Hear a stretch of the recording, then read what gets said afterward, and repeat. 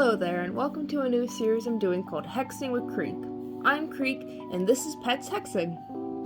This is going to be a voiced-over series, so you'll get to hear my voice, something I haven't shared in a long time. I have a lot of ideas of pets to hex, including characters from my work-in-progress series, The Space Between.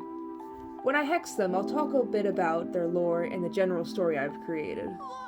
This video will essentially be an introduction to pets and the world I have created in the space between. This is my first ever scripted voiceover video, so I apologize in advance for my rambling.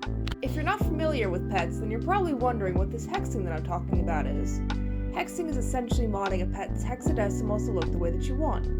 I use PetzWorkshop Lnz Pro, two programs made for the sole purpose of hexing pets, which makes hexing a hell of a lot easier. Pets are made up of balls and lines, which is what gives pets their unique look and movements. PetzWorkshop allows me to see these balls and lines and edit them however I like. The controls take a little bit of getting used to, but once you got it all down, it's pretty easy to get the things to do what you want. Lnz Pro is where the detailed small edits come in. It's like the code of the pet and allows you to do a lot more than you can in PetzWorkshop. You, however, don't get to see the edits that you make in real time. So in case you don't know, here's a little bit of background on Petz. Petz was made in the late 90s and had 4 installments in the series from the original creators, PF Magic.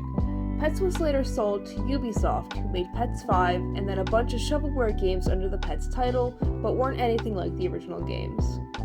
From personal experience, some of those shovelware games are kind of fun to play, but that's a topic for another time. The PC Petz games are still the most popular games in the Petz community.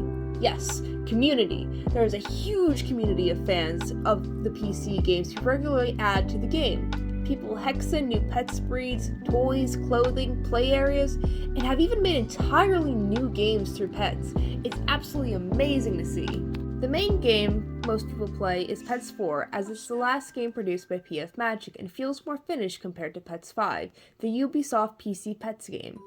A lot of people in the community don't like Ubisoft for the half-baked Petz games they've made.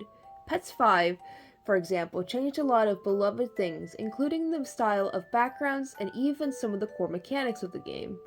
A lot of the new additions are broken, with a huge offender being textures just not appearing on certain breeds, and certain parts of the new breeds being broken.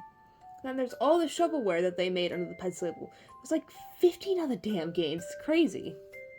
Now that you better understand what Petz is and what hexing is, I should probably explain what exactly I'm doing. I'm hexing a pet named Rose. Her new design is based on the song Cover Me in Roses by Holden Lawrence, and it's the song that I played on loop while hexing her. Her base breed is the poodle, and what you'll see me do is add a pearl string from the base of her neck to the base of her tail. This took a surprisingly long time compared to what you might expect.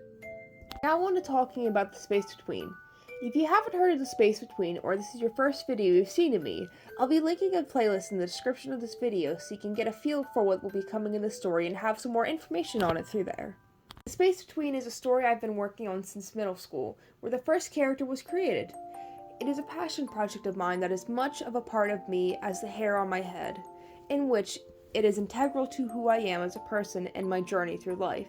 The story takes place in the world of Astrolata, a fictional world I have created following the main character, Winter. Winter was originally my Sona, and shares a lot of similarities to me. This is by design, as they were a way for me to vent and better understand my emotions.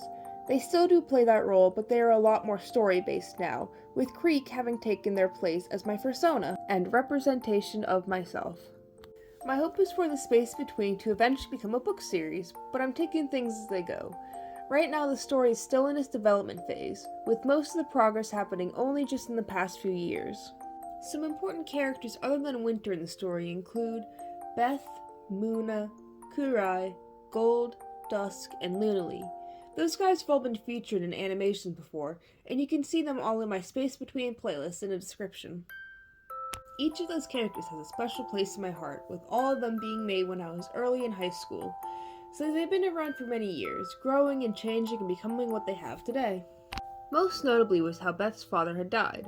That was something I thought up around the time that Beth was first created, and it has stuck around since. It has been expanded upon and changed slightly, but the situation itself hasn't changed at all. Winter, on the other hand, has changed quite a lot over the years, especially in their design. Originally they were pure white with this weird light purple fur on their head. Then they got their white and brown design with the long cheek fluff that I ended up keeping for young Winter.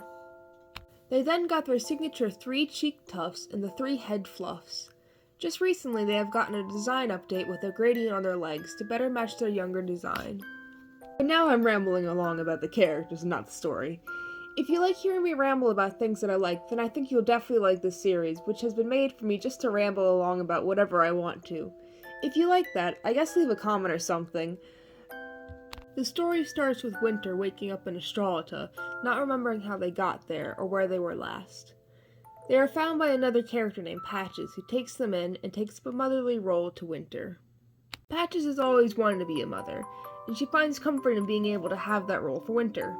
She answers the questions Winter has had about the world without a fuss, though she does wonder what could have caused Winter to lose so much of their memory to need to ask so many questions. This will be explained in the story at some point. There is a lot to talk about in the story, but for now I'm going to leave it at the very basic beginnings of the story for now.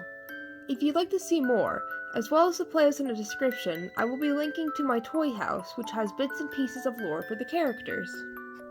I honestly don't know if people will like this series, so any kind of feedback will be helpful for when I make the script for the next video, which is already planned out and in the works. I just have to finish up the hex and finish editing everything up. But back to the hex I'm currently hexing. As you've seen, it took me a while to get the pearls to look the way that I wanted them to. It's just a lot of moving around oddballs and adjusting sizes. It's a tedious task having to do it, but I think it all turned out pretty well in the end.